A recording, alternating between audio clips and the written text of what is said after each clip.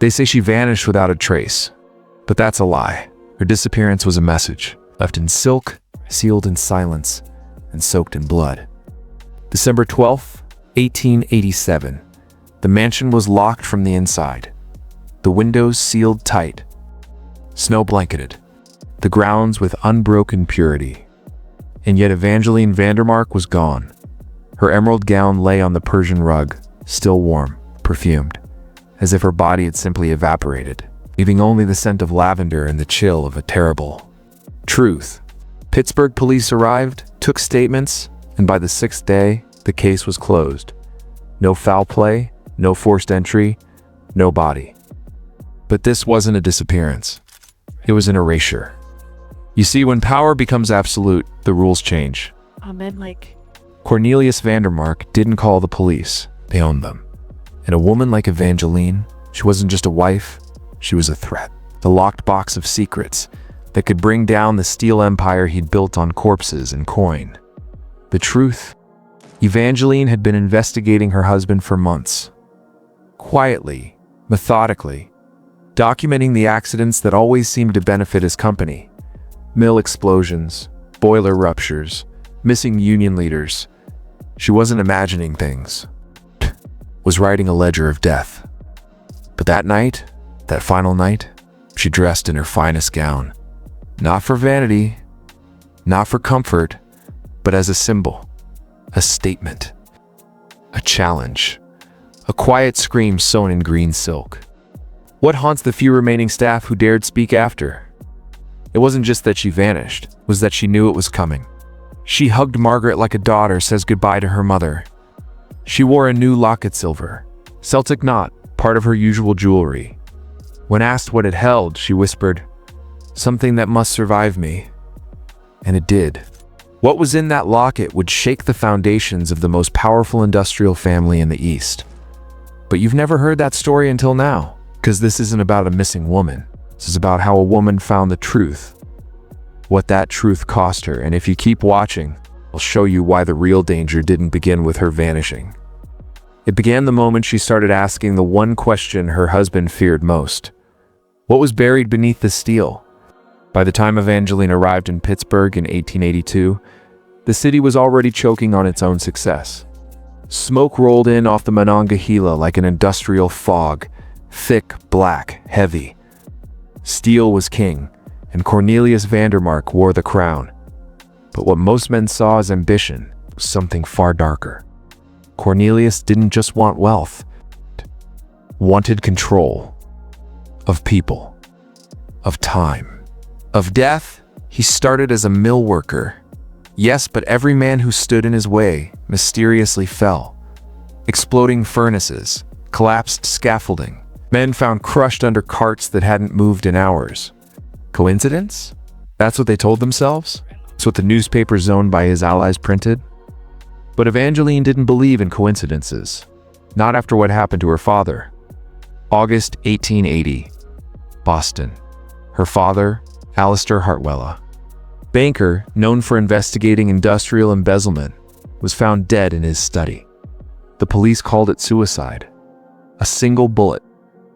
No investigation, no autopsy. But Evangeline had read his journal. And in those final entries, one name appeared again and again. Cornelius Vandermark. 2 years later, she married him. 2 outsiders. It looked like love. To Cornelius, it looked like a trophy. But to Evangeline, it was a hunt. A mission. She came armed not with weapons, but with curiosity, education, and a will made of iron. She embedded herself into the heart of his empire. Listening, watching, recording, she kept a private study lined with industrial maps, newspaper clippings, and a journal locked with a brass key. Each page held notes about steel mill accidents, strange disappearances, anonymous letters from workers too afraid to speak aloud. She wasn't just documenting injustice, she was constructing a timeline of systematic elimination.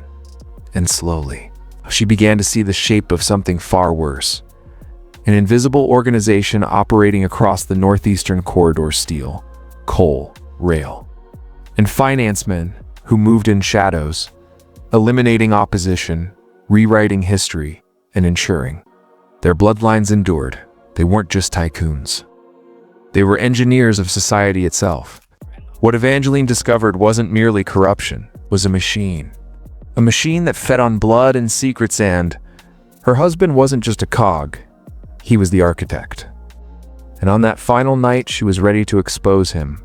But someone else knew, because you don't build an empire like Vandermark's without learning how to listen in the dark. And that night, something was listening. Precisely 11:47 p.m., the clock in Evangeline's private study stopped. Not because it broke, because someone removed the mechanism. Thomas Brennan, the estate groundskeeper, later recalled hearing something strange. A low, vibrating hum coming from beneath the floorboards of the West Wing. A hum like metal under tension, almost like a distant turbine pulsing, then stopping. Abruptly, he dismissed it at the time, but later, when he returned to the mansion after her disappearance, the hum had returned. That hum, we would later learn, came from beneath the ice house. See? The Vandermark estate had a hidden substructure and unauthorized level built during renovations in 1884. Officially, it was a wine cellar. In reality, it was something much colder, deeper, a chamber with no documented purpose, brick-lined, reinforced, soundproof. Whatever it was for, Evangeline had discovered it. Her journal mentions the cold door beneath the hydrangeas, and a set of keys hidden behind the third shelf in the library's southern alcove. She was going to open it that night, but she never got the chance, because Cornelius wasn't the only one watching her. Within days of their marriage, Evangeline had noticed strange behaviors among the staff, those subtle, quiet gestures of obedience not to her husband but to something unseen. At first, she assumed it was class hierarchy. Later, she realized many of them had been placed, not hired, not interviewed. Placed by whom? That's the question. But letters found decades later in a Boston storage vault confirmed that several staff members had direct ties to the Circulus Veramlaten, for Circle of Iron, a secret society formed during the early days of industrial America. Founded by 6 men, 3 steel barons, 1 railroad king, 1 arms manufacturer, and a senator. Their purpose? To preserve the supremacy of American industry by any means necessary. Eliminating Evangeline wasn't just personal, it was operational. Because if her findings went public, the entire Eastern Corridor would collapse under the weight of conspiracy. And that's why they didn't kill her in rage. They erased her in ritual. Silence was not a byproduct. Silence was the plan. And in that silence, something even darker was allowed to live. The morning Evangeline vanished, the mansion didn't feel empty. It felt watched. Margaret Sullivan, the head housekeeper, had served the Vandermarks for nearly a decade. A loyal woman, practical, not prone to fantasy. But that morning, as she descended the main staircase, she stopped midway, gripped by the unmistakable sensation that something behind her was moving. It just beyond the edge of perception. And she reached the foyer and saw the gown laid out as if for burial. Something inside her snapped. It wasn't just the absence of Evangeline. It was the presence of something else. Cornelius descended minutes later, fully dressed, calm, hands behind his back. No panic, no concern. Stared at the gown for several long seconds, then simply said, "Burn it." Margaret refused. That defiance, that single act of rebellion would cost her everything. Within the week, she was dismissed without explanation. Her severance was cash, no reference, no protection. Just silence and a whispered threat. Speak, and you'll disappear too. But Margaret did speak once. In 1901, on her deathbed in a church-run sanatorium in New Jersey, she confessed to a young nun who recorded the statement in her diary. The nun wrote, she said the lady was taken by a power older than money, that the master's empire was built not just on steel but on ancient rites and dark pacts. She begged me not to return to Pittsburgh. This wasn't religious hysteria, because around that time, strange things began happening near the Vandermark estate. Animals found mutilated, A homeless man went missing after spending the night on the grounds. Children whispered of shadows moving across the garden paths, even when no one was there, and the dream started. Multiple former staff now, scattered across the country, reported vivid nightmares of Evangeline. Always the same, she stood at the mansion's front gate, wearing the emerald gown, her face half-shadowed, whispering a single word. Below, Evangeline hadn't just vanished. She had been taken below, but by what?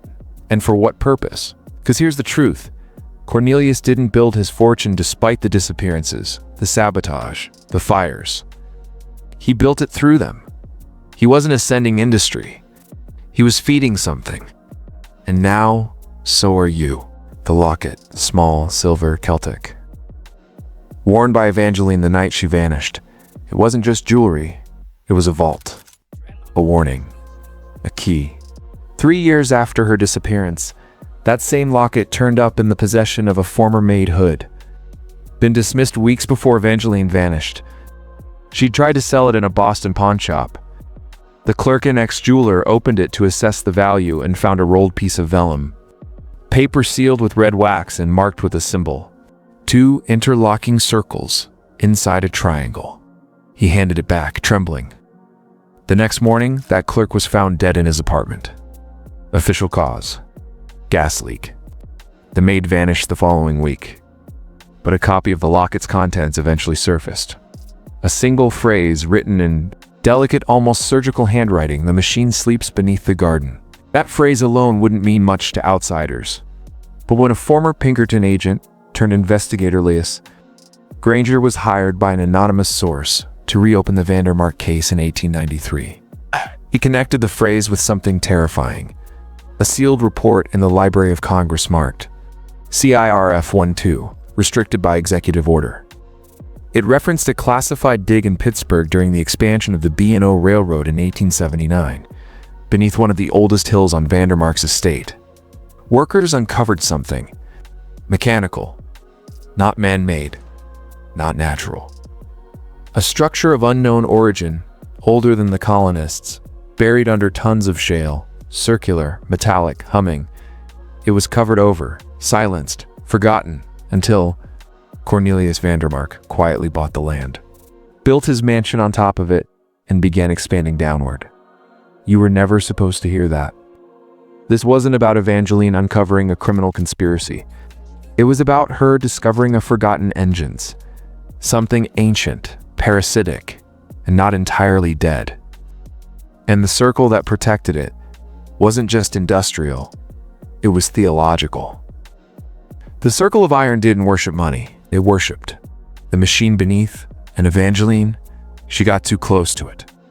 So they erased her, not to protect Cornelius, but to protect what he served. By 1887, Cornelius Vandermark had become more than a man. He was a myth, a symbol, the king of steel. Presidents toasted him, priests blessed him. He walked through firestorms of scandal untouched. But to those who worked beneath him, he was something else entirely, force of nature, or a demon dressed in silk. They feared him not just for what he did, but for what he knew. See, Cornelius believed in cycles, in ritual, in feeding the machine with specific offerings, flesh, secrets, silence. His journals, only partially recovered after his death, contain entries not about steel profits, but dates, celestial alignments, bloodlines. He believed that every fortune carried a cost, and if you didn't pay it, something would come to collect. That's why, when Evangeline began her investigation, Cornelius didn't try to stop her right away. He watched, waited, because he believed the machine would judge her, and it did.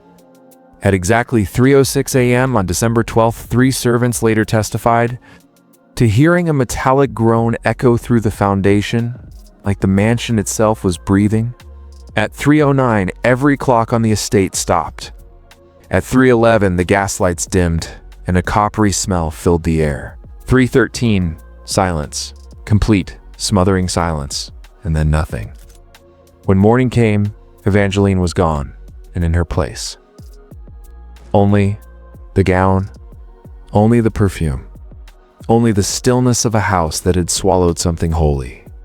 So here's the part you need to understand. Evangeline didn't disappear. She was taken because she asked questions. Because she looked beneath the rug of American power and found the floorboards rotting with ancient blood. You've now heard what no one was ever meant to say aloud. If you're still watching, comment this phrase twice below to lock in the transformation. Beneath the garden, it feeds. Beneath the garden, it feeds. This isn't just a mystery, it's a map. And we're not done descending yet. There are still 4 levels deeper to go. You ready? They called it the substructure. Not publicly, of course, on any blueprint or deed.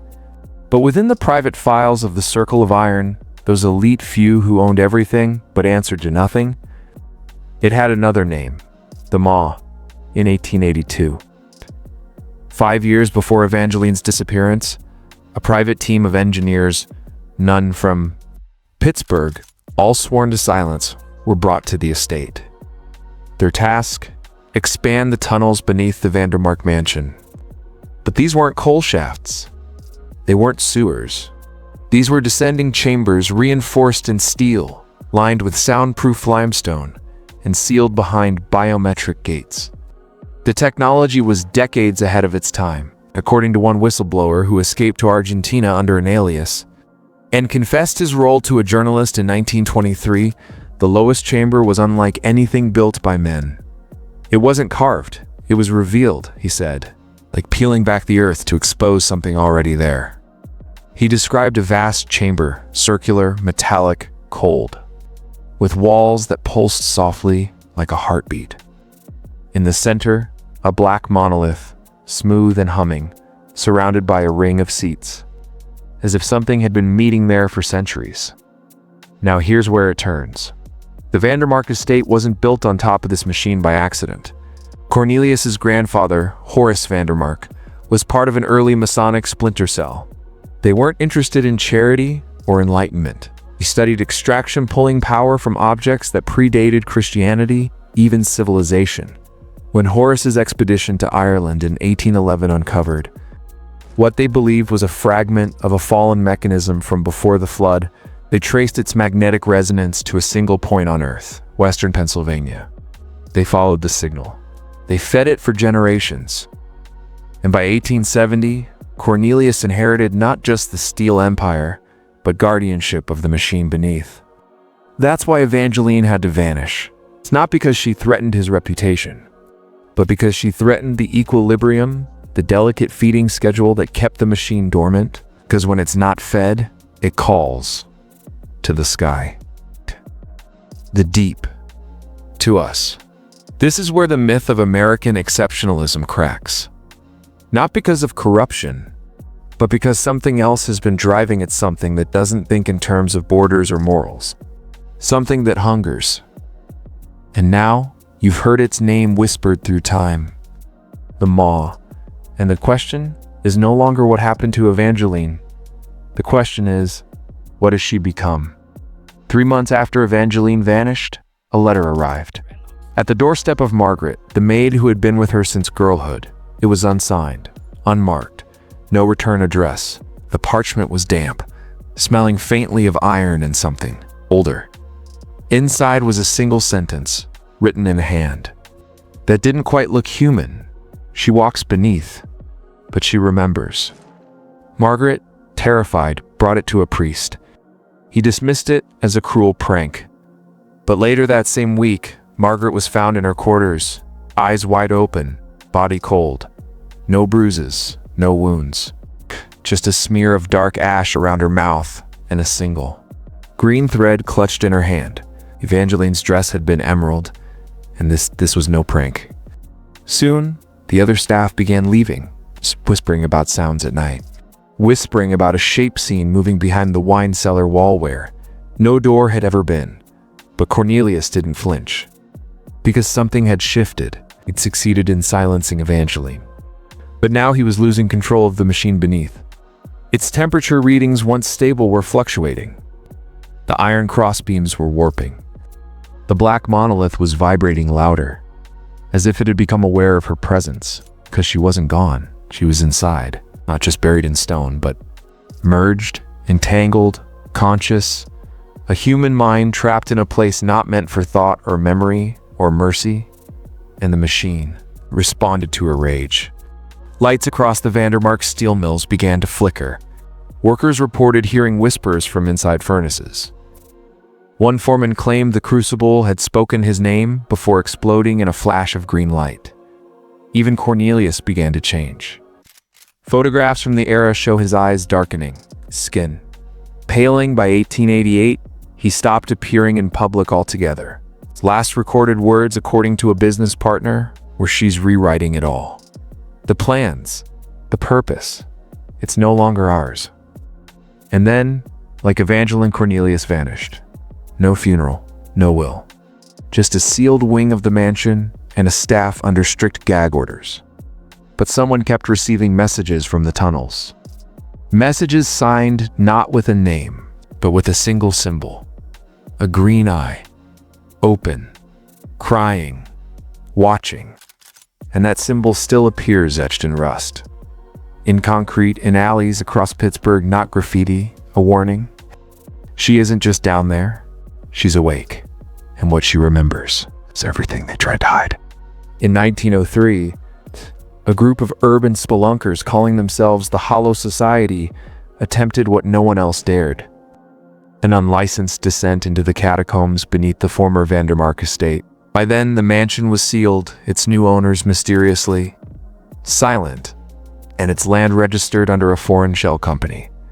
But what they found was not ruin. It was ritual. The journals of Joseph Carr, the group's leader, survived only because he mailed them ahead to a friend in Boston, just days before he vanished without a trace. His entries are fractured, riddled with fear. But certain lines stand out like lightning across the void.